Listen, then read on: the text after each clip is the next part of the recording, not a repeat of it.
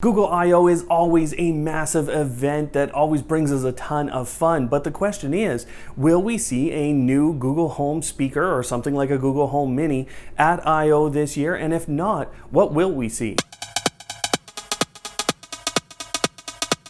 Hello Automators, thanks for tuning in again. Last year was a major splash at Google I/O with Google Duplex, Google's AI going out, making reservations on a phone and sounding very, very human-like. Now, will Google have another big or major splash to make at Google I/O? Probably, and we can't predict that, but what I can tell you about is what I see in the smart home side of things. Let's start with a few things we do know. The Google Home Hub should be rebranded to what's called the Google Nest Hub. Now that has been reported in a number of different websites and from a number of different sources, and it should signal the shift of that device. It should also signal a better and a deeper integration of Nest products with the Google Home lineup of products. This will mean great things for us as owners of that product in terms of additional capabilities and functionality.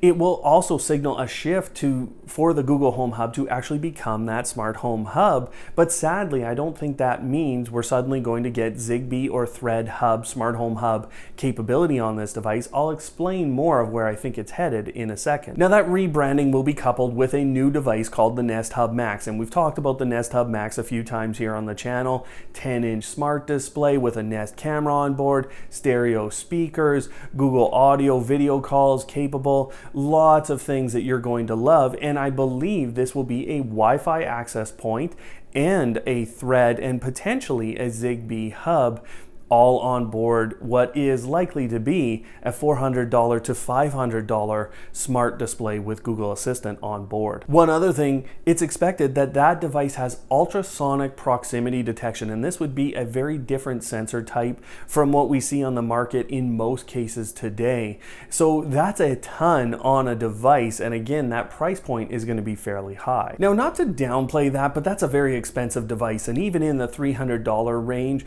I don't think everyone's going to run out and buy a Nest Hub Max.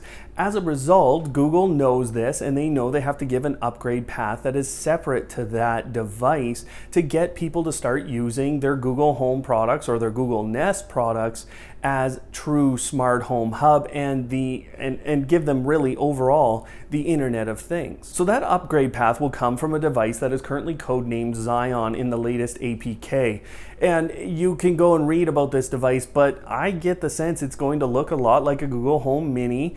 It has the capability of giving you a Thread and maybe a ZigBee smart home hub capability over about 40 feet in every direction. And it looks to be paired with a new type of sensor that they have codenamed Castell. Now I get the sense from what I'm reading about the Nest Hub Max that Castell is actually an ultrasonic proximity sensor and would pair with things like the Nest Detect. So we should see those two devices show up at Google I/O. They're both in the latest code, and so they're essentially ready to go. And by the way, the Nest Hub Max is called Speaker 5 in the code right now. There's no other speaker, so I do not expect a new Google Home or a new Google Home Mini of any type. On top of that, we should see more Google Assistant Connect devices. So these are the little buttons that we saw at CES and the little e-ink display. That will start to shift, as I talked about earlier in the video, a device like the Google Home Hub to becoming more of a smart hub. So not only could it connect to a device like Zion, but you would also have these little displays or little buttons or little devices that could directly connect or utilize your Wi-Fi in your home in kind of a low power or a low usage way. And this is how your Google Home Hub will start to branch out, or what will soon be called the Google Nest Hub. The Pixel 3a and Pixel 3a XL, which is actually becoming a mouthful to say, should be announced or should be shown there at around the $400 mark for a Pixel 3a. So that's a budget option with a major reduction in the processing power of that phone, but still, this is a budget phone and I think it's a good entrant for Google, especially given their latest earnings report on their Pixel 3 and Pixel 3 XL. Talking about Google Duplex earlier in this video, I mean, that was the big splash in 2018, but let's be honest, the functionality that they showed us was not going to be a major impact in everyone's life. It got us talking because it opened up possibilities and it made us think about automation and technology in different ways. But was it really that useful for us to make a hair appointment through a Google Assistant? Sure, it might save me a couple of minutes, but honestly, it's not saving us that much time. Now, what I could see with the attention Google has been giving to Google Maps is the integration with Duplex and Google Maps and how powerful that could actually be. If you start a navigation session utilizing the Google Assistant, which is now capable in the US and some other countries, if you start that session, then you should be able to ask it to call ahead. So if you're going to a restaurant, that's a great little piece of functionality. Do you have space? Yes, we do. No, we don't. And so do you continue down that path? If you're meeting friends or family, you could send a text message, an email, or at least get a message out to them utilizing Duplex and tell them what your ETA is. Not just the little text message that we saw them kind of demo here. I could see Duplex making calls that way. Google has also announced that there will be new Android TV hardware in the next couple of weeks. Now, will that show up at I/O? I would think so, but it's not guaranteed to be there.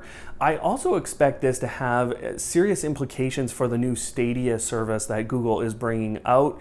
And of course, Stadia is already integrated with Google Assistant, and so is Android TV. Wear OS has been relatively abandoned for a long time, let's be honest, but the new Tiles feature shows me a shift and shows me that they are paying attention with how to integrate this with Google Assistant, because clearly a good use case is Google Assistant giving you information on your smartwatch, which has Wear OS on it. Now, this is what Google will give us, but what should they be giving us? That's down below right now. You can go ahead and click that. That's basically my dream wish list for what we would get from Google. And you can see where I think Google has a lot of things to fix up. So until next time, guys, don't hate, automate.